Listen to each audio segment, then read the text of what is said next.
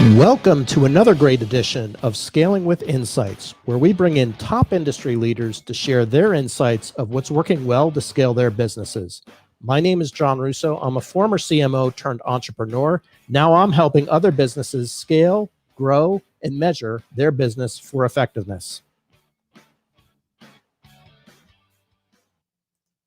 Welcome to episode 54. We got a great one today. A longtime friend, John Steinert, the CMO of Tech Target. He's had a terrific run at Tech Target. I just wanted to remind you before we jump into the show that we're sponsored by the Growth Ops community. I'll drop a link below with a little bit more about Growth Ops community. But today we're in for a real treat. I'm going to bring on John. He, as I mentioned, is a CMO of Tech Target. And John's had a terrific run there, has a unique background in copy, demand generation, agency, and now CMO of Tech Target. So with that, let me bring John onto the show. Welcome, John. Hey, happy Friday. Thank goodness we made it. Great to see you. I hope you're staying safe in these crazy times. I know you and I could talk forever on a lot of different topics, but one that's near and dear to both of our hearts right now is that personalization side of things. And that's a real challenge right now for a lot of companies. Personalization at scale, the relevancy of personalization, whether it be sales or marketing. I'm curious, maybe you could tell us a little bit about your experiences there with personalization. What trends are you seeing?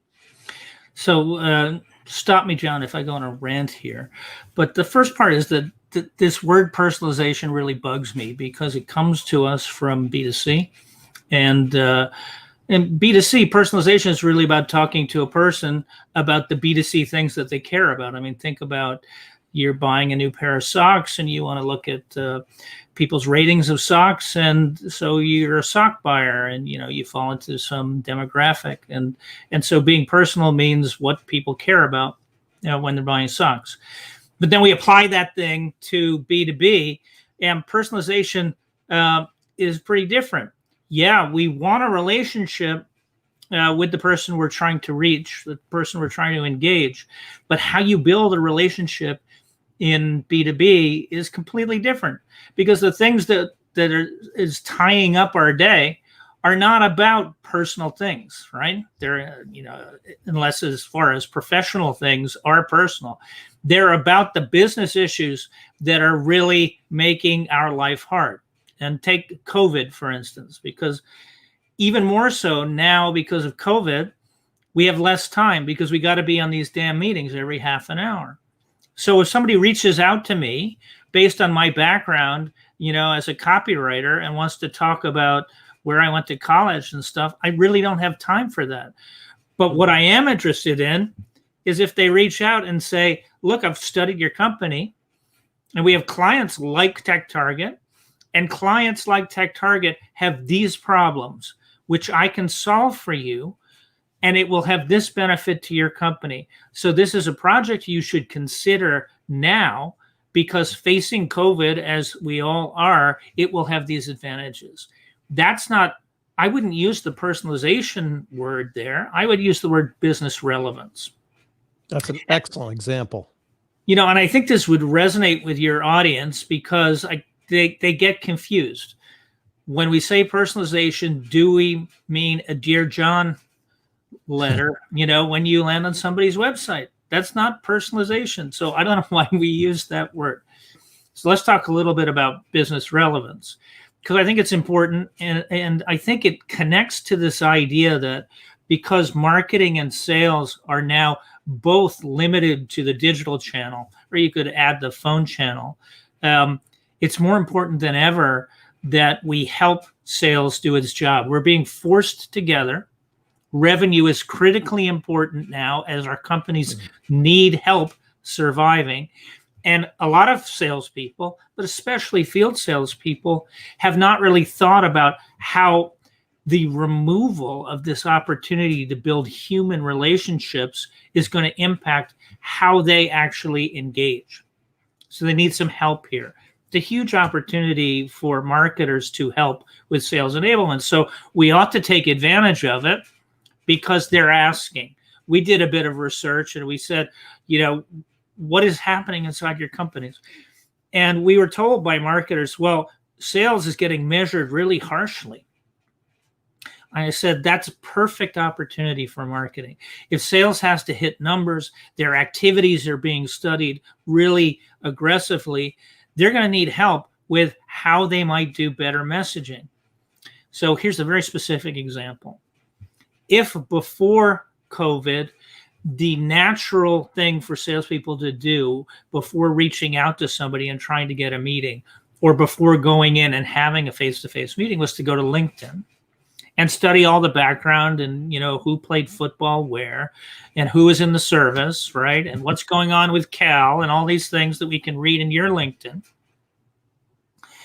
Think about the business need first, to save your prospect time, to give a reason to your prospect for talking to you. Think about their business need. Think about how you can help them. It is not about being their friend at this point. It is about helping them with their business problems. That's a great point. What about just thinking about, we've talked a lot about intent data as a technology in the past. And, as you're talking about this business relevance, how would you see something like intent playing into helping sales or marketing in that regard of the business relevance? So I want to confine my answer here specifically to Tech Target. Our intent's a little bit different than a lot of the offerings out there, in that because our people, the people in our system, have opted in, we have the ability to see them at the person level. And so our intent is about what they are reading about at the person level. It's very specific to the individual, and they've given their permission for us to share that information with sellers. So that's one piece. It is, you can personalize at the individual level. That's something that sales can do. It's something that SDRs can do. A little bit harder for marketers. But in addition to those people, we can see all the people that have engaged from a particular account. Furthermore, we can filter that so that you can see all the people who've engaged on a particular topic. Specifically, what we call entry points, for example, which are topics that particular marketers or vendors have recognized as being successful for them in the marketplace.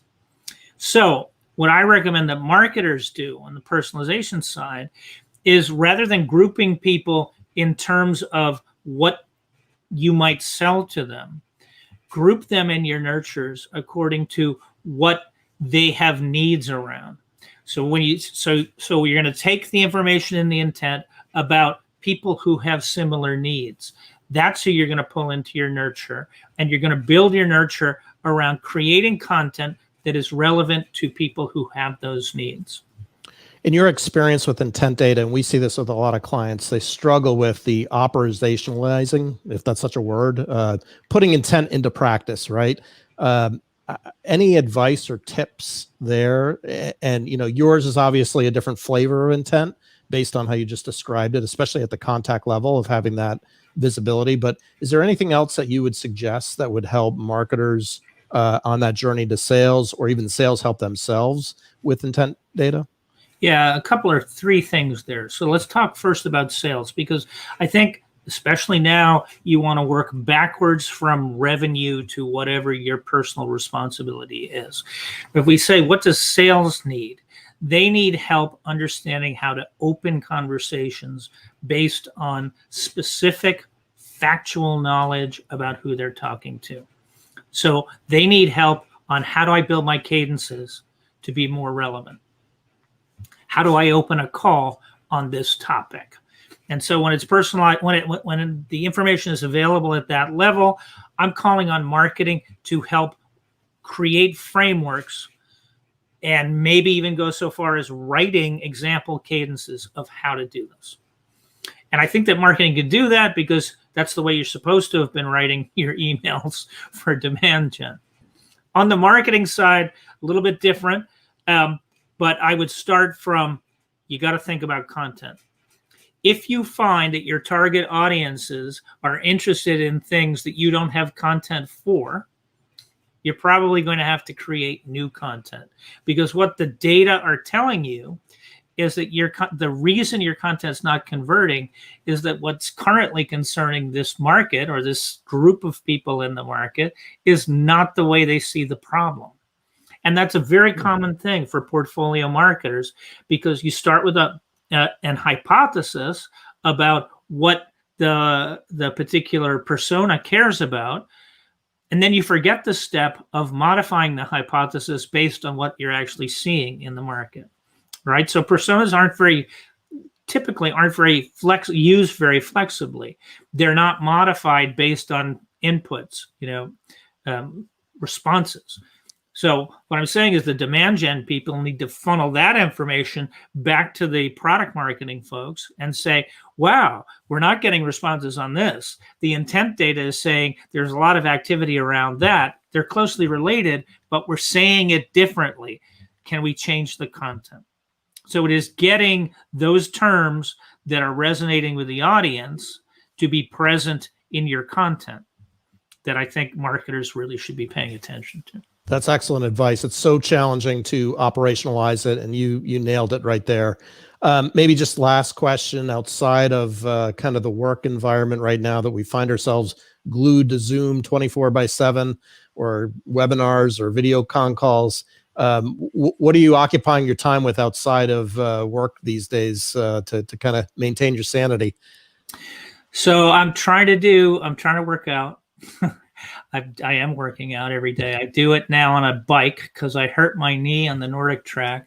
And I use that time to listen to podcasts that are actually more general or less specific to B2B. So to expand my mind and sort of refresh my heart.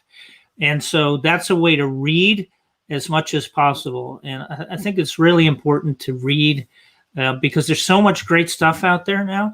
There's so much wonderful thought being shared, inspiration being shared, that part of absorbing the world for me is getting it through podcasts, which are really good. Not these business kind of podcasts that we're doing right now. We'll leave that for other people to listen to, but no, that's a terrific, also terrific advice as well, to kind of maximize your time and kind of maintain that edge on the stress too. You're killing multiple birds there by using that time wisely and also burn off the stress. So that's great news, John. I really appreciate you taking time out of your busy schedule today to talk with us, and I've really enjoyed it, and I look forward to hopefully seeing you again. I think the last time I saw you was February in Arizona, face to face. So hopefully I'll see you again this February in Arizona, or if not sooner, in Boston. Can't wait, John. It's always fun. If you like this episode, like and subscribe, and you'll get further episodes in your feed. Thanks for listening.